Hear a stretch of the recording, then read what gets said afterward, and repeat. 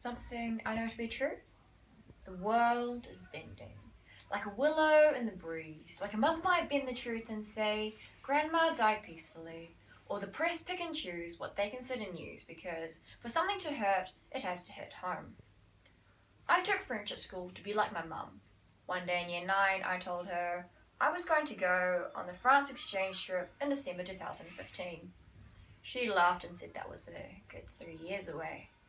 But after 3 years of saving babysitting money, after 3 years of vocab and grammar, we got home from buying last-minute necessities 2 weeks before departure, one night before the Paris attacks.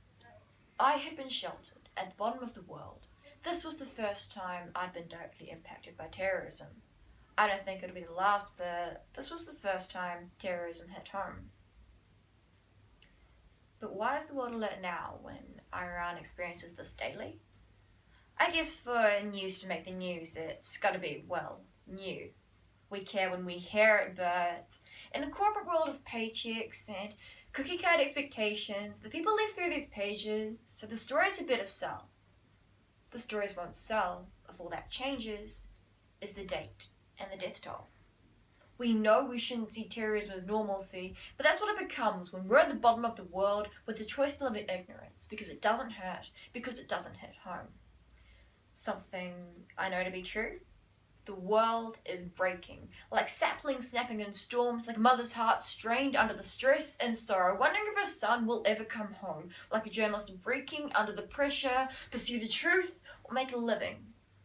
Because the dedicated journalist will live amongst conflict, learn the local dialect and forge new friendships, only to have to compete with the bypassees who parachute in for the TV screens and leave with a sliver of what the world needs. Tell me how can we understand hostility with sketchy prior context and incomplete after effects when it doesn't hurt because it doesn't hit home?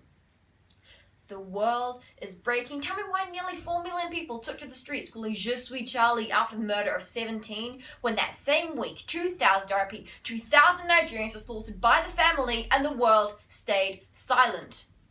The world is breaking. We've known about this since 1980. What is being done about this inequality? We need to learn about our world and its atrocities. The world is breaking as it continues to crack. Time continues to tick. And the world is broken. Broken into continents, which tides and time spread far and wide. Different climates laying the foundations for different ways of life. But if I took the coordinates of your backyard, produced a satellite image, then kept zooming out, we're all going to end up with the same goddamn planet anyway. We own portions of land? No, that's a lie. Mother Nature will surpass humanity in time. We like to pretend we own land to use for our own uses, dividing the masses into countries, cities, suburbs, and streets with our imaginary lines. But if we strip away the variations in clothes, tongues, and culture, we're left with 7 billion hearts all bleeding red. And everything hurts, because this is our home. Something I know to be true.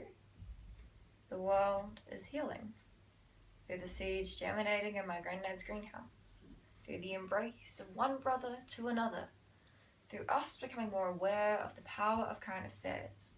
Slowly but surely, our world is healing.